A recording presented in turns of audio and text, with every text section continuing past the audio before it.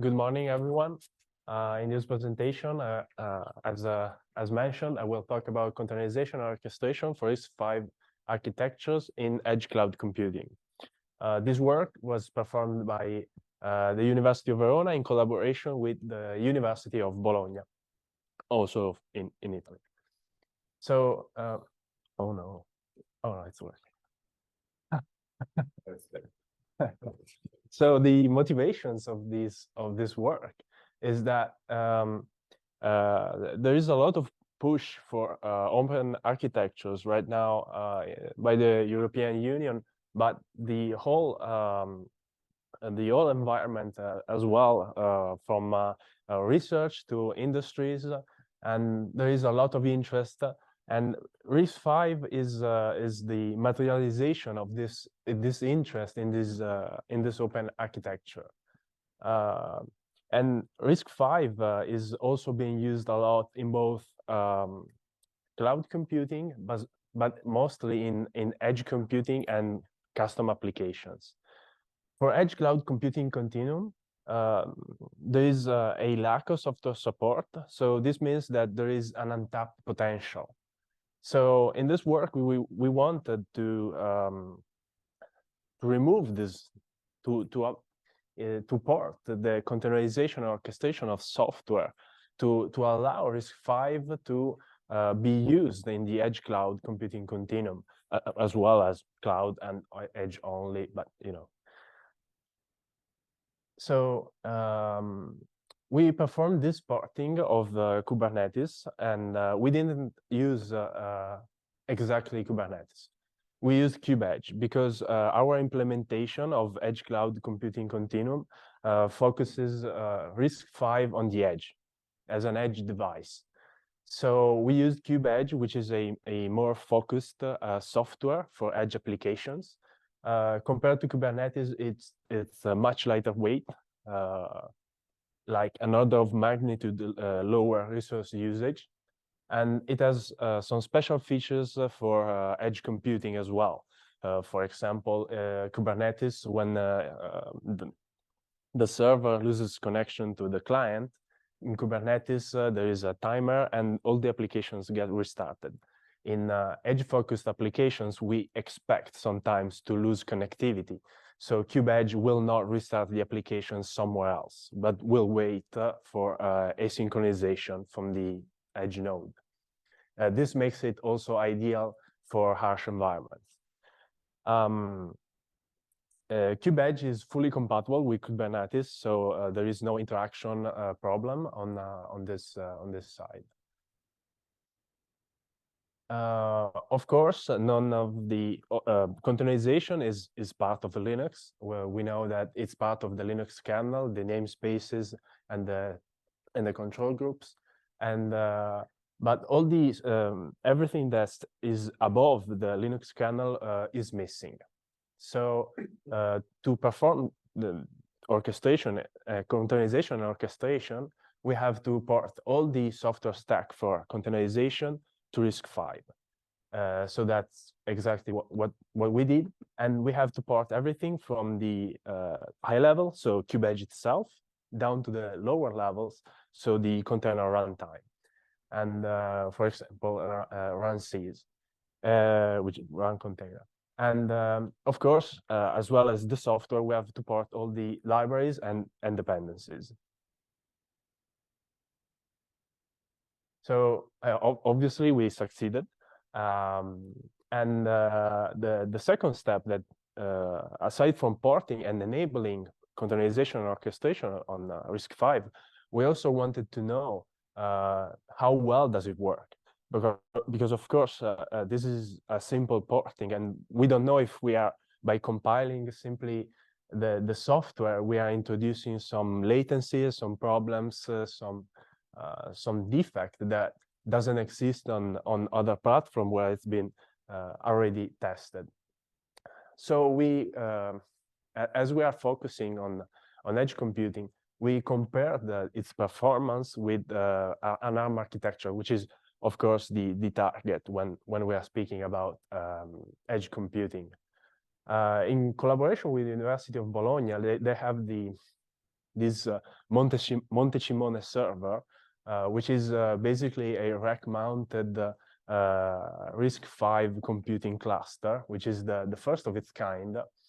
And we tested it. We only used one board, but we tested the Monte Cimone cluster compared against a state-of-the-art ARM comparison, and we use the NVIDIA Jetson Xavier, which is obviously an ARM-based board. We tested the various aspects to compare the performance of the two architectures. So we started from memory bandwidth with a sequence of 2 different benchmarks. Then we tested application benchmarks specifically to verify how containerized application behave. And then we tested system performance, of course, as we are interacting with the Linux kernel. And we need to know if there are aspects that performance aspects that we need to know about. Okay. So as far as memory bandwidth goes, we haven't seen any significant difference. We see that all values are within margin of error. We see that the Jetson board is seeing a decrease in performance, which is much more significant compared to ARM. But it also has a much faster memory subsystem. So we are probably seeing a software bottleneck on ARM as well. So this is also interesting, seeing how also ARM is not perfect. As far as application performance goes, we see numbers that are very similar between ARM and RISC-V. And they are within margin of error of each other. There is no significant difference when we are running a normal applications. RISC-V and ARM, when containerized, they're going to behave very similar. Where we don't see similar performance is in system-based benchmarks. Here we see there is a significant slowdown for RISC-V, which is outside the margin of error. So we, especially in the context switch, which is the last row, we see that there is a massive minus 21% in the context switch time, which is a lot. So we wanted to verify where this delay was coming from. So we performed an experiment. This experiment wants to identify what is the source of this slowdown. So we formulated 2 possible sources. So the first one is the Linux kernel itself. So we know that containerization starts from the Linux kernel. And the second is something above the Linux kernel. So something that we did, something that is part of the porting of the containerization orchestration software stack. So what we did is manually create a container. So as it is part of the Linux kernel, we can create a container by using none of the software stack and using a command line. So that's what we did. So if we find that there is still overhead on RISC-V, then this means that the overhead comes from the Linux kernel. If there is no overhead, then this means that the software that we ported is creating this massive overhead. And also, the container should behave normally, which is like a precondition of verifying that what we did was correct.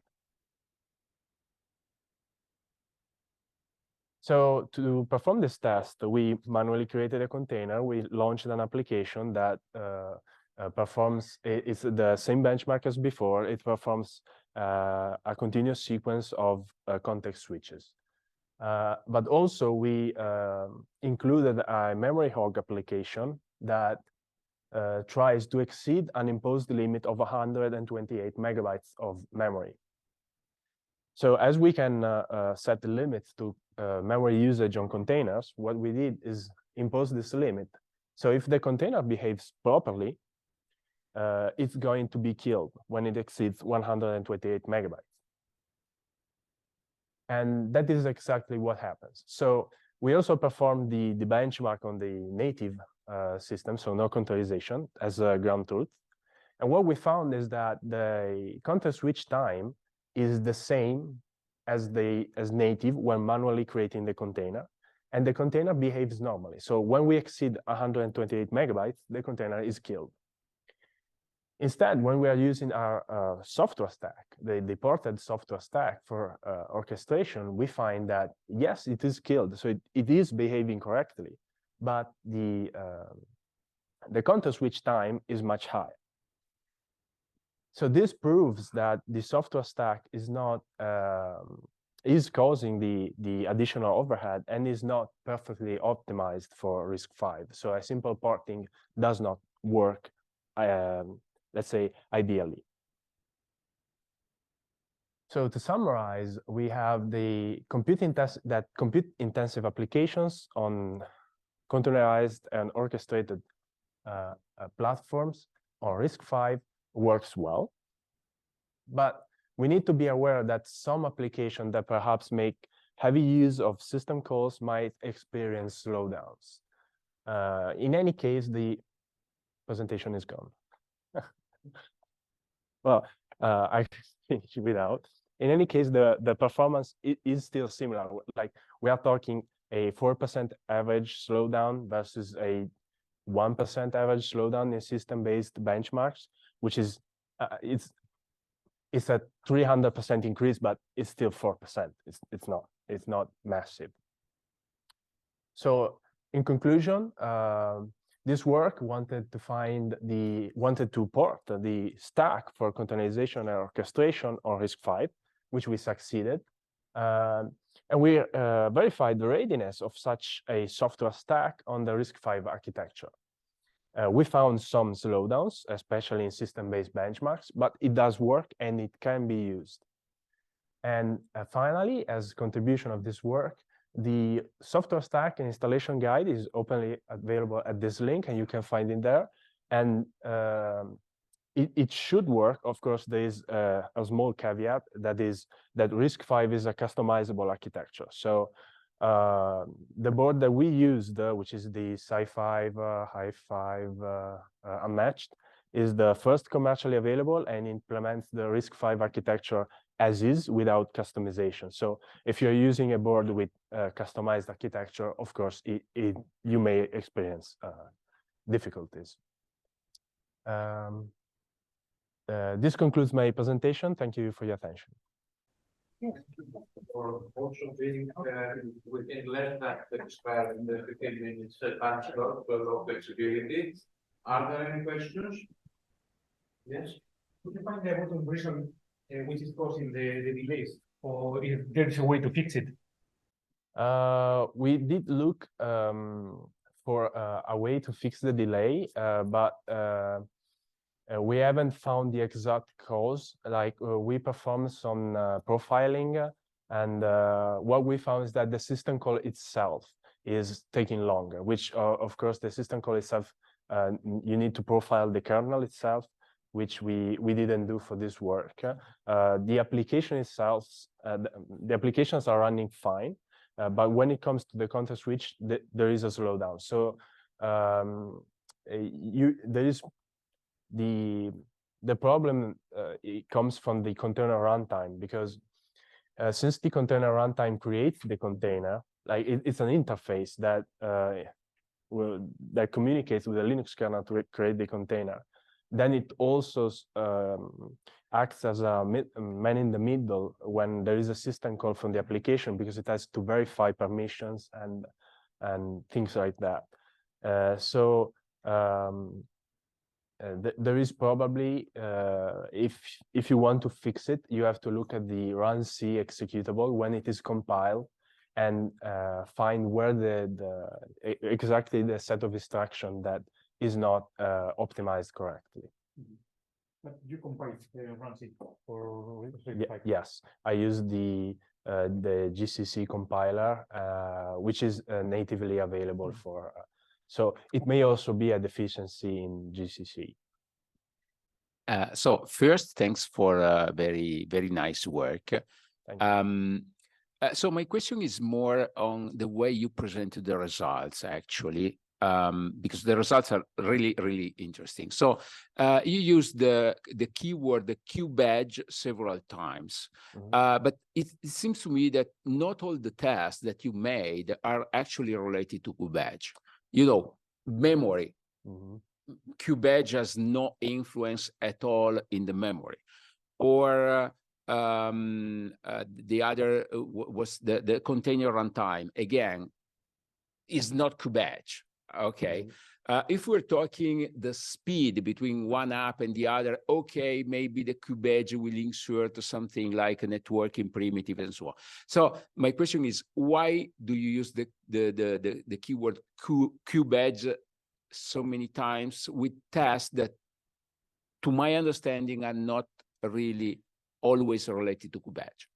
That is correct. So the tests are run under the KubeEdge environment. That is, we use Kubernetes to create a deployment of a container, which is then forwarded to the edge core running on the master, which then forwards it to the edge itself, to the KubeEdge itself on the edge device. That is why we say KubeEdge, because we actually, the KubeEdge is running. So we also need to consider we also include in those figures the KubeEdge overhead, also in terms of processing and memory overhead. Like it is still an application running, and it may cause significant performance degradation if it is performing some tasks. Like KubeEdge also uses a local database, so that is going to slow down performance. So it is fair to include the number, because if we only run the container, those figures may improve, not by a huge margin, but we need to consider them. Also in the full paper, there is also a memory usage analysis, which I didn't include here. So that's why we say KubeEdge. We also analyzed other aspects, for example, the container overhead, the single container overhead, running multiple containers overhead, which of course,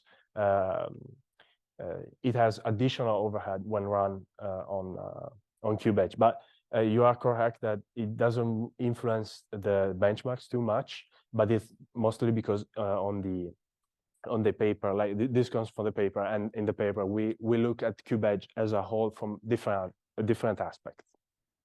Just a final question. Sorry. Actually, there is an interesting part in your paper that may be the next publication regarding correlation of your work to the recent European initiatives for the support of high-performance computing. And the relationship with your work. If you could say some words about this. These are mentioned in the paper, but just for informing the other. Yes, so that part is mostly the side of the University of Bologna.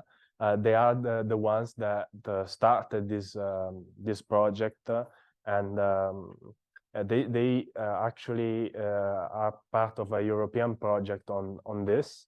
And I don't know the specifics of the project, but the target was to use this software stack as the starting point.